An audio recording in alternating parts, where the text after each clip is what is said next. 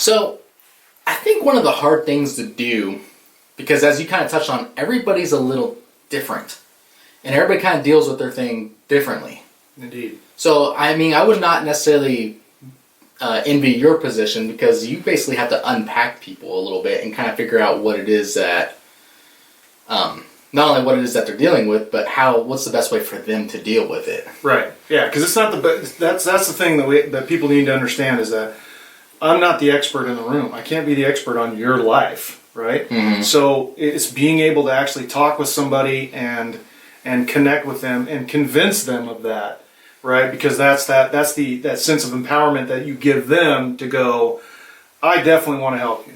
I want you to know that I want to help you. However, the only way that I can help you is if you become the expert in the room and provide me with that, and basically be as cooperative as possible and sort of, I say submit to the process, because it's a lot of questions and a lot of feelings and so the other part of it too is that when I was doing police work before, I specialized in the whole anti-terrorism thing and something that I use in the therapeutic setting constantly is the whole advanced interview and interrogation thing, where I read people top to bottom, their body language, their facial expressions for whenever they're telling a lie. So being able to actually sit. Well, that makes me more comfortable in your room with you. I didn't want to tell you that right off the bat. I mean, you wouldn't let me in the door.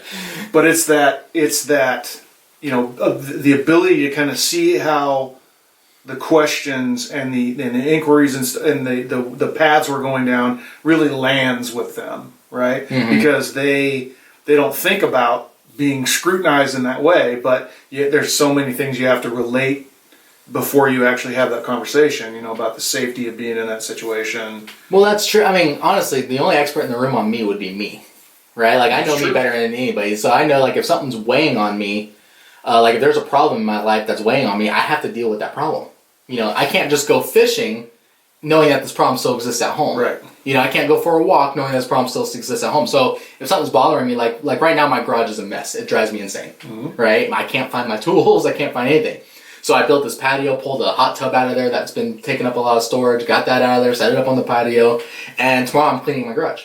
I'm not going to go fishing. I'm not going to go hunting. I'm not going to do anything else, because I know as long as that's still there and bothers me, I have to deal with that. Sure. Right? And I think a lot of people with their mental health is the same way. It's like, okay, as long as this is bothering you, no technique is really going to solve it until you solve this that's really getting at you. If you have an unfinished conversation with your father-in-law or stepdad or something like that, and you can call the guy and say, hey, I just got to get this off my chest. Okay, well, going fishing or dealing with another technique isn't going to help you. That's not going to help you, because when all is said and done, you need to finish that conversation. Sure. Right? I mean, and so, and that's the thing, I kind of want to dive into different techniques. Like, we discussed an article, You Cannot Pour from an Empty Cup, which I thought was just a great article. A lot of stuff, I was reading it, and it was nice to see it articulated out, and things that I was already doing in my life. Sure. To help deal with my stuff, because I deal with a lot of bad stuff. Sure. I've seen it all, done it all. I've been a cop for over 10 years, and I've done everything from dealing with dead children to all sorts of stuff. Sure. Car accidents, tragedies. I mean, I've seen a little bit of everything. And so I have to come up with my own strategy how to deal with me, because I'm the expert on me. And one result is I get out in nature, right? I'll go hunting, I'll go fishing, I'll go for walks, I'll take certain times. Another thing I'll do is I'll take a me day, and I try to do it at least once a week. Actually, Sundays are usually my day to just be me. Okay. In the article, they discuss it as observe your Sabbath, whenever that is. I mean, cops have weird schedules, so your Sabbath might be on Tuesday, it might be on Thursday, But you just take one day to say, okay, this is my day to just be at home and deal with whatever. Watch what I want to watch on TV, whatever's weighing on me. Like, if I got a bunch of laundry piling up, I'll get it done that day so it doesn't bother me anymore. Whatever it is, just take that time and say, this is what I know is going to help me right now, because I know me better than anybody. Sure. Well, self-care is ridiculously important, and most first responders that I've come in contact with don't do enough of it, right? Because they've developed this personality that basically is always be available to help everybody else, but they never actually take that time for themselves. So that is probably one of the bigger problems. But one of the things I wanted to sort of go back to was this idea that this actually, I broached this subject before when I was doing real estate, and I was doing like a safety class where I was teaching people how to deal in this like open house situation post law enforcement career. And ultimately, what I had to do is I had to tell them that, and this is something that I would tell every person within the sound of my voice. There's two of the most important things that need to happen in order for you to actually be able to move towards taking care of your mental health, if that's an issue. First one is recognizing that it's occurring, like recognizing that something is happening, right?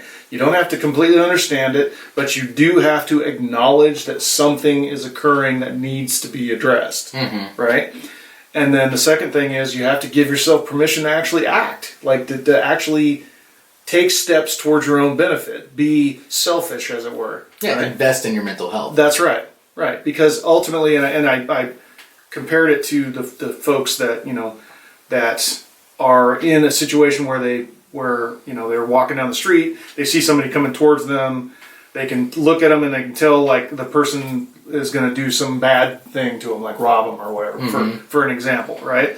So it's that idea where they kind of recognize what's happening and then be able to actually act. Because a lot of times people will just go, that's not happening. That couldn't happen. That happened. And up to the point where the person is literally grabbing their purse away from them. They're like, this can't be happening, right? They're all that whole time, right? And it's not until afterwards where they go, my God, I saw that coming a mile away, and yet I didn't do anything about it, right? It's that idea that first responders believe that they can withstand anything, which is, you know, that's a great mentality to have up until that insidious, you know, poor mental health starts to basically eat you from the inside out. Because you're not dealing with it. Because you're not dealing with it. Yeah, and I use that word invest, right? You recognizing it is one thing, and then investing in it. I take this example of, for example, I can get on Amazon right now, find some Egyptian cotton sheets for my king-size bed, and I can spend $400 on a set of sheets. Okay. Right? $400 on a set of sheets.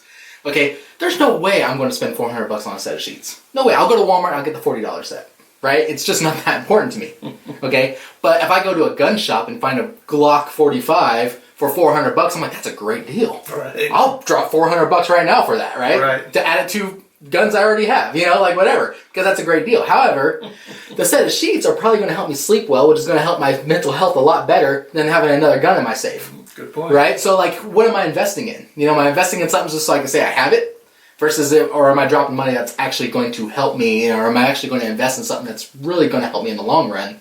Because, I mean, correct me if I'm wrong again, psychologists, therapists, psychiatrists, it's my understanding that when someone comes to you with a problem, one of the first questions that may come up is, how are you sleeping?